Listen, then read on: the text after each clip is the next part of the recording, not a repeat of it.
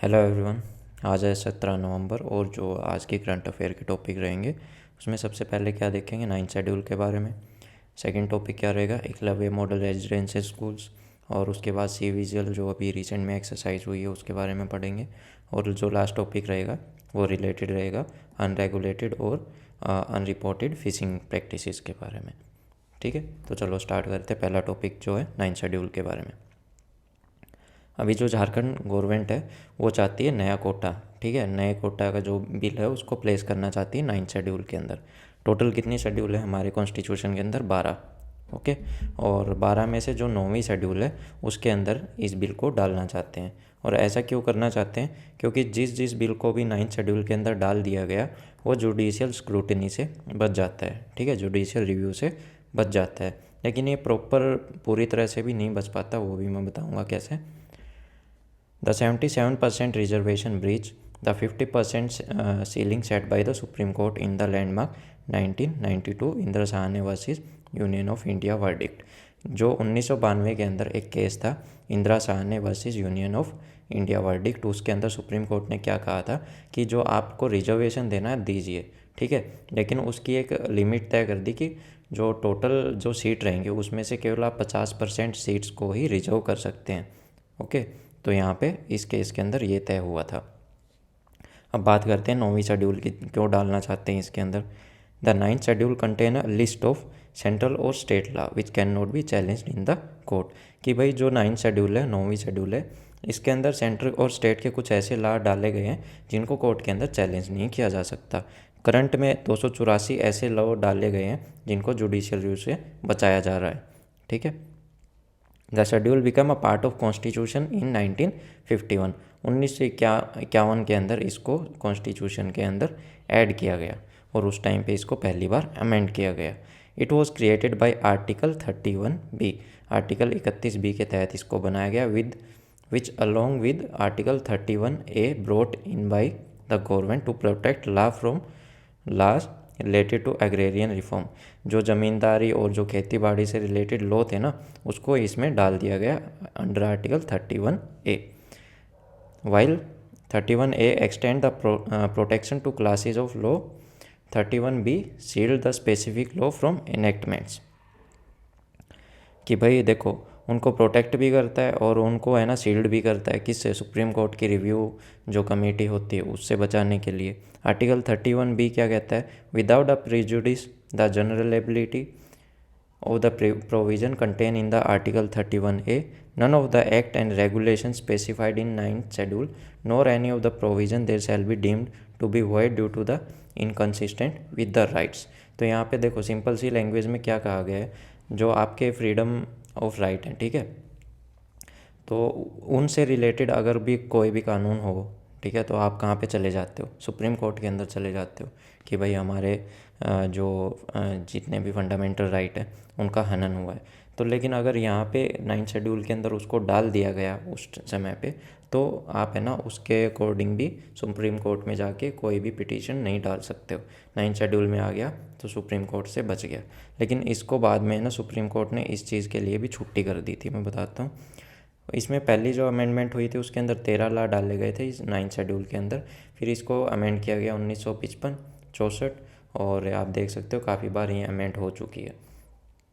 Judicial scrutiny की बात करें तो the 9th schedule provide the law with a safe harbour from judicial review. The protection is not a blanket. While the Tamil Nadu was challenged in 2007 IR Coelho versus state of Tamil Nadu. ये एक case हुआ था जिसके अंदर सुप्रीम कोर्ट ने ये rule किया था, 9 जजों की जो बेंच थी उसने वर्डिक्ट डाला था कि जो अगर आपने 9वें शेड्यूल के अंदर, ठीक है, कोई कानून डाल दिया उसको आप चैलेंज नहीं कर सकते। किस बेस पे? कि मेरे फंडामेंटल राइट्स का हनन हुआ है। अगर आपके फंडामेंटल राइट्स को वॉयलेट, अगर ये 9th शेड्यूल के अंदर कोई कानून है वो वॉयलेट करता है तो आप है ना उसको जुडिशियल रिव्यू के लिए या फिर उसके ऊपर चैलेंज नहीं कर सकते हो। However they can be challenged on the ground of the violating the basic structure of the constitution। लेकिन एक समय पे आप इसको कर सकते हो अगर ये कॉन्स्टिट्यूशन के बेसिक स्ट्रक्चर का हनन कर रहा है तो। और वो क्या स्ट्रक्चर है आज तक कोर्ट ने कभी डिफाइन नहीं किया। और ये बेसिक स्ट्रक्चर का मुद्दा कब से स्टार्ट हुआ, जब एक फेमस केस आया था 1973 का, जिसको बोलते हैं केशवानंदा भारती केस, जहाँ पे बात करी गई थी बेसिक स्ट्रक्चर के बारे में कॉन्स्टिट्यूशन के। अगर इस कॉन्स्टिट्यूशन का बेसिक स्ट्रक्चर को कोई भी केस है अगर वो कॉन्ट्राडिक्ट करता है, ठीक है, उसको उसके साथ में छेड़खानी का ऐसा निकल के आता है कि भाई इसका मीनिंग ही चेंज कर रहे हैं पूरे कॉन्स्टिट्यूशन का ये, तो फिर क्या है ना, कोर्ट उसको नल एंड वॉइड करार दे देता है। अब बात करते हैं एकलव्य मॉडल रेजिडेंशियल स्कूल्स के बारे में। Centre looks to give the tribal school a big push by 2026। EMRS ये इसकी शॉर्ट फॉर्म है, एकलव्य मॉडल रेजिडेंशियल स्कूल की, जिनको 1997-98 के अंदर स्टार्ट किया गया था कि भाई जो शेड्यूल ट्राइब्स के जितने भी स्टूडेंट्स हैं, चिल्ड्रंस हैं, उनकी जो एजुकेशन की क्वालिटी को और अच्छा बनाया जाए, ठीक है, उनको हाई और प्रोफेशनल एजुकेशनल कोर्सेज प्रोवाइड किए जाए, जिससे वो आगे की क्या है ना एम्प्लॉयमेंट में उनको काफ़ी हेल्प हो डिफरेंट सेक्टर्स के अंदर। The school focus not only the academic education but also on the all round development of the student, कि भाई एक पढ़ाई से रिलेटेड ही उनकी हेल्प नहीं करता बल्कि उनका जो विकास है ना, ऑलराउंड डेवलपमेंट उनकी करता है। एक minute.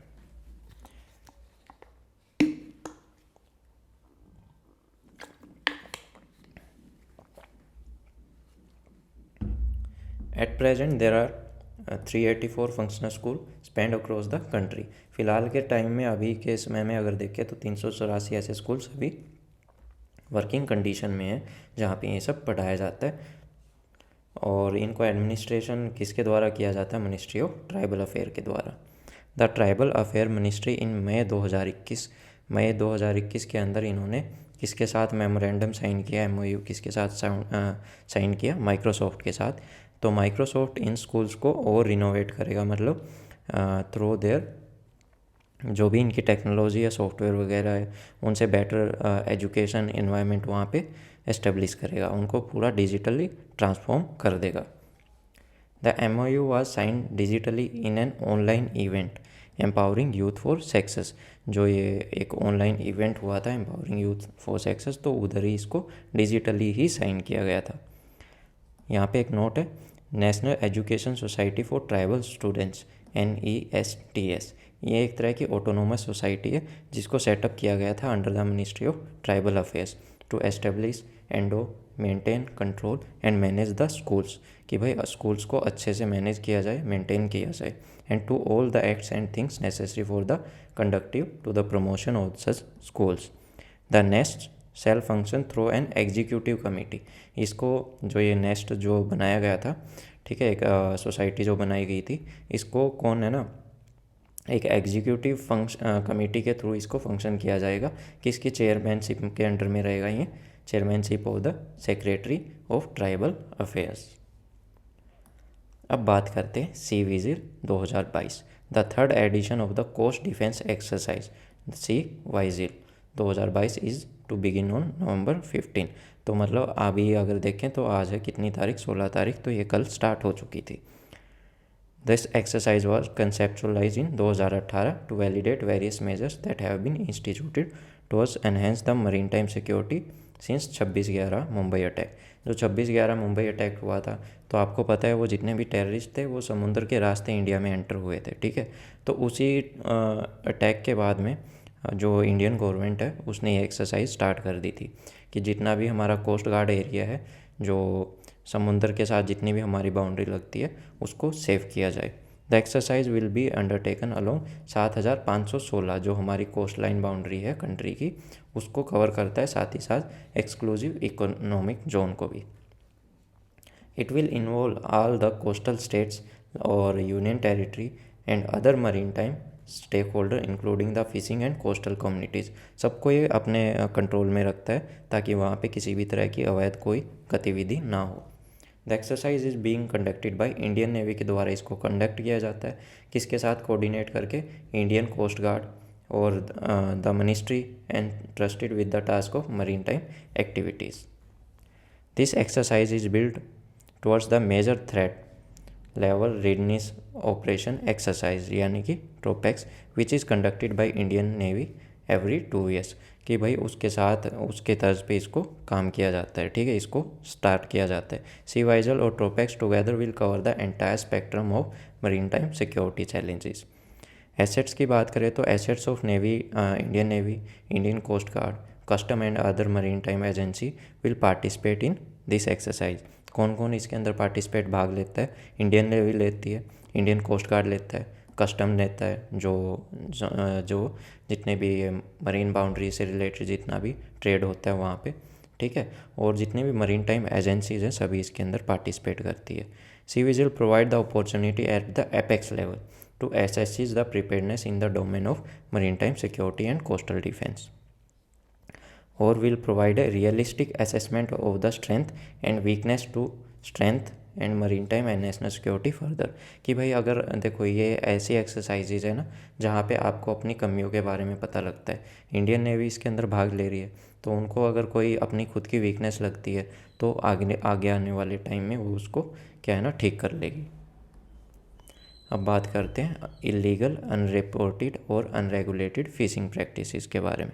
During the first half of this year Indian navy vessel monitored more than 200 Chinese fishing vessels, कि भाई 200 से ज़्यादा जो चाइनीज़ जितने भी समुद्री जहाज़ है जो मछलियाँ वगैरह निकालते हैं ना समुंदर से, उनको मॉनिटर किया है और वो बेसिकली इंडियन ओशियन से यहाँ से इलीगली, ठीक है, अनरिपोर्टेड और अनरेगुलेटेड फिशिंग क्या है ना निकाल रहे हैं। कहाँ से? जो हमारा खुद का एक्सक्लूसिव इकोनॉमिक जोन है वो उस एरिया से भी। और most of the these illegal activity is found in northern Indian ocean region. International day for fight against illegal, unreported, unregulated fishing is organised every year on 5 June. 5 जून को ये दिन मनाया जाता है। और ये है क्या? ठीक है, IUU इसकी शॉर्ट फॉर्म में। Fishing is a broad term that captures a wide variety of fishing activities. IUU fishing is found in all types and dimensions of the fisheries. It occurs both on high seas and in area within the national jurisdiction। अगर मान लो हमारा कोई area है उसके अंदर कोई दूसरी देश की बोट्स आके ऐसे फ़िशिंग करना स्टार्ट कर दे, मछलियाँ निकालना स्टार्ट कर दे, तो उससे क्या है ना वो इलीगल माना जाएगा। ठीक है, आपने देखा होगा हमारे देश के कितने मछुआरे, ठीक है, श्रीलंका की जेल्स के अंदर पड़े रहते हैं, उनको अरेस्ट कर लिया जाता है क्योंकि कई बार क्या है ना बाउंड्री से वो थोड़ा सा उधर को हो जाते हैं और वहाँ से अगर हमारे इंडिया की तरफ आते हैं तो हम भी ऐसे ही उनको अरेस्ट कर लिया जाता है। तो इस तरह के इश्यूज़ अराइज होते रहते हैं, तो यहाँ पे वही सब बताया गया। और ऊपर से अगर ऐसे ही फ़िशिंग चलती रही, दूसरी कंट्री के यहाँ पे आके निकालते रहे, तो क्या है ना जो हमारा फ़िश स्टॉक है वो भी काफ़ी कम हो जाएगा। ठीक है, और उसके कॉन्सिक्वेंसेस हमको लॉन्ग टर्म के अंदर देखने को मिल जाएंगे। इंडिया का फिशरी सेक्टर कैसा क्या है तो वो देखते हैं। India is the second largest fish producing country in the world के अंदर सबसे सेकेंड लार्जेस्ट कंट्री हैं हम जो फ़िश का प्रोडक्शन करती है, करीबन 7.56% ऑफ ग्लोबल प्रोडक्शन, और कंट्रीब्यूट करती है 1.24% of the country's gross value added and over the 7.28% to the agriculture gross value added. India aims to achieve a target of producing 22 million metric tons of fish by 2024-25। 2024 और 25 के and तक है ना हमारा क्या target है कि हम 22 मिलियन मेट्रिक टन फिश का प्रोडक्शन करें। The sector is recognised as a powerful engine for providing an employment, कि भाई देखो इसके अंदर एम्प्लॉयमेंट भी जनरेट होता है, करीबन 14.5 मिलियन 14.5 मिलियन पीपल्स, ठीक है, और 28 मिलियन फिशरमैन कम्युनिटीज़ को ये क्या है ना रोज़गार प्रोवाइड करता है। Fishery sector has witness 3 major transform in the last few years. The growth of inland aquaculture, हमने देखा है कि लोग छोटे मोटे तालाब बना के वहाँ पे फिशिंग प्रैक्टिसेस करना स्टार्ट कर दिया है ना, जिससे क्या है कि भाई वो फ्रेश वाटर को उसके अंदर डालते हैं और वहाँ पे जितनी भी मछलियाँ उनका उत्पादन करते हैं। The mechanisation of capture fishing, the successful commencement of the brackish water shrimp aquaculture भी करते हैं। रिलेटेड इनिशिएटिव की बात करें तो fishing harbours, the development of 5 major fishing harbours like Kochi, Chennai, Visakhapatnam, Paradip और पेतुआ घाट, ये हब है ऐसी इकोनॉमिक एक्टिविटीज़ का। Seaweed park, multipurpose seaweed park in Tamil Nadu would be the centre of production for the quality of seaweed based products. ठीक है, develop on है hub and spoke model. फिर बात करते प्रधानमंत्री मत्स्य संपदा योजना, सबसे फेमस स्कीम है। It's strive to create direct employment of 15 lakh fishers. 15 lakh जो मछली पालन करते हैं ना, फिश फार्मर्स होते हैं, उनको डायरेक्ट एम्प्लॉयमेंट प्रोवाइड करता है। And thrice this the number in indirect employment opportunity, कि भाई इनकी वजह से जो इनडायरेक्ट एम्प्लॉयमेंट अपॉर्चुनिटी वो भी बढ़ जाती है। मान लो डायरेक्ट तो कौन है, जो सीधा सा ये काम कर रहा है। इनडायरेक्ट कौन हो गया, मान लो इन्होंने जो फिश वहाँ पे प्रोडक्शन करवाया उसका, ठीक है, तो उसको ये सेल आउट करते हैं, फिर वहाँ से कोई व्हीकल उसको आगे आने वाली सिटीज़ के अंदर लेके जाता है। तो इस तरह से इनडायरेक्ट एम्प्लॉयमेंट भी जनरेट होती है और इसको डबल करने की बात करी जा रही है 2024 तक आते आते। फिर बात करते हैं पार्क बेस स्कीम के बारे में। Diversification of trawl fishing. Trawl fishing boats क्या होती हैं, अभी मैंने यहाँ पे लगाया तो नहीं है, बट आप एक बार गूगल कर लेना, आपको अच्छे से समझ आ जाएगा। ठीक है, बड़े बड़े ऐसे काफ़ी, जैसे कि कैसे समझाऊँ मैं, एक बार आप लगा ही लेना, ठीक है, गूगल कर लेना तो आपको पता लग जाएगा। और ये कहाँ पे करी जाती, पार्क स्टेट के अंदर।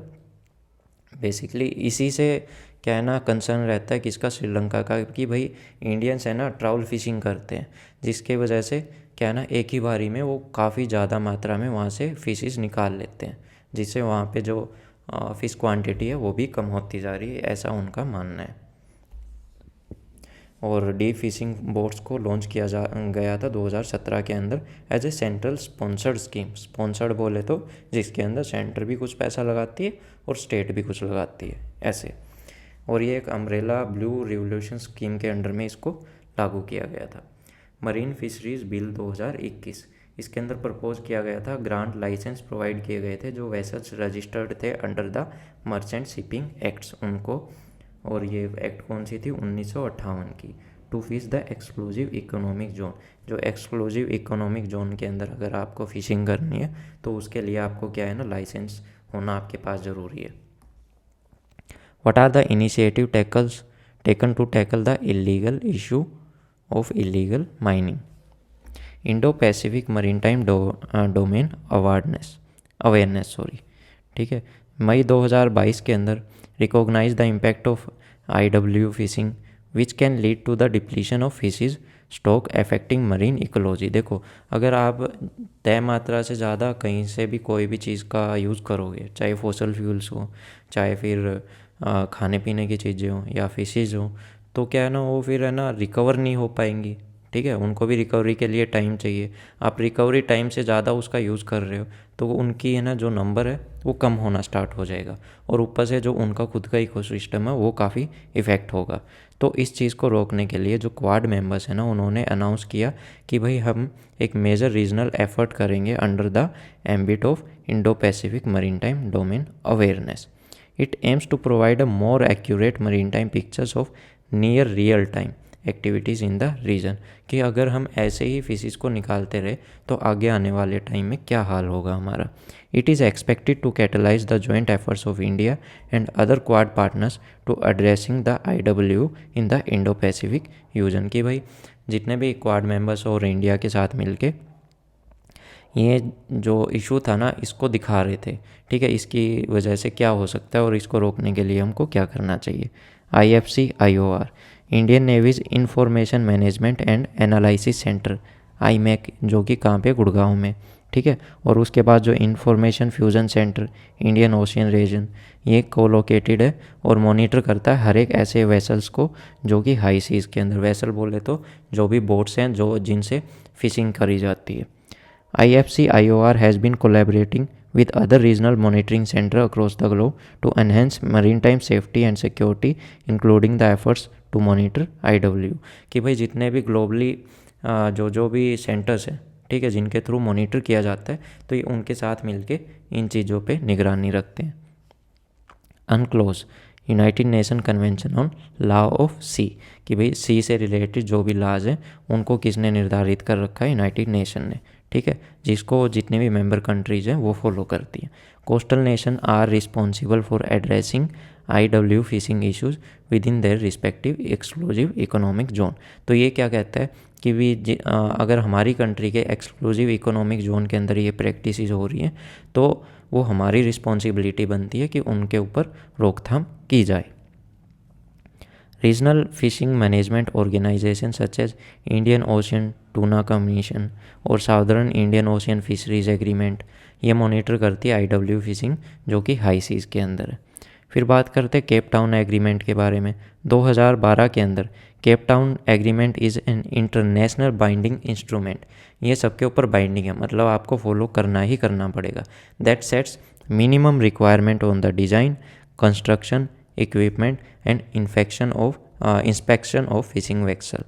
कि भाई जितनी भी बोट्स हैं जिनसे मछलियों का क्या करा जाता है, पकड़ा जाता है, उनका कुछ है ना डिज़ाइन निर्धारित इन्होंने कर दिया कि ऐसा डिज़ाइन होना चाहिए, ठीक है, उसका कंस्ट्रक्शन ऐसा होना चाहिए, ये इक्विपमेंट उसके अंदर होने चाहिए और उसको अच्छे से इंस्पेक्ट करोगे आप कि भाई इन चीज़ों से अलग उसके अंदर ज़्यादा कुछ लगा ना हो, कहीं भाई कोई ओवर एक्सप्लॉइट कर दे, है ना। तय सीमा से ज़्यादा आपने बड़ा वेसल ले लिया, बड़ी बोट ले ली, उसके अंदर क्या है ज़्यादा फिशी जाएंगी, एक ही बार में आप पूरा सामान समेट लाओगे वहाँ से, तो समुंदर क्या करेगा, खाली बैठेगा, ठीक है। तो ऐसा ना हो, इस वजह से उसकी लेंथ कितनी होनी चाहिए और उसका वेट कितना होना चाहिए ये सब डिसाइड किया गया। लेंथ उसकी होनी चाहिए 24 मीटर्स। इंडिया इस एग्रीमेंट का सिग्नेटरी नहीं है। इंडिया ने इस जो ये एग्रीमेंट है केप टाउन एग्रीमेंट, इसको साइन नहीं किया हुआ। मतलब जिन्होंने साइन कर रखा है उनके लिए ये बाइंडिंग है, उनको ये फॉलो करना ही करना पड़ेगा। Agreement on ports square measures. The objective of this agreement is to prevent, deter and eliminate IWU fishing practices through the implementation of effective port states measures and thereby to ensure the long-term conservation, sustainable use of living marine resources and manage ecosystem। यहाँ पे क्या बात करा गया है, जितने भी ports है जहाँ पे आके वेसल्स खाली होते हैं तो वो भी अच्छे से इंस्पेक्शन करें, है ना, और ध्यान रखें कि वहाँ पे ऐसी प्रैक्टिसेस और इलीगल फिशिंग का काम ना हो, ताकि हम लंबे समय तक जो मरीन रिसोर्सेज हैं उनका फ़ायदा उठा सकें। इंडिया ने इसको भी साइन नहीं कर रखा, ठीक है। The international day for fishing against IWU fishing. The general assembly of the United nation declare 5 June, 5 जून को हम IWU फिशिंग डे के रूप में मनाते हैं एज 72nd सेशन इन नवंबर 2017 के अंदर इसको 72वां सेशन इसका सेलिब्रेट किया गया। तो ये थी आज की क्लास। कैसी लगी प्लीज़ मेरे को बताइएगा ज़रूर। कमेंट सेक्शन के अंदर आप सुझाव सजेशन दे सकते हैं, कोई गलती हो तो वो भी आप वहाँ पे मेंशन कर सकते हैं। वीडियो अच्छी लगी हो तो लाइक कीजिएगा, चैनल सब्सक्राइब ना किया हो तो कीजिएगा प्लीज़। और इस चैनल की PDF आपको कहाँ पे मिल जाएगी, मेरे टेलीग्राम पेज पे, जिसका लिंक आपको डिस्क्रिप्शन के अंदर मिल जाएगा। Thank you, have a nice day.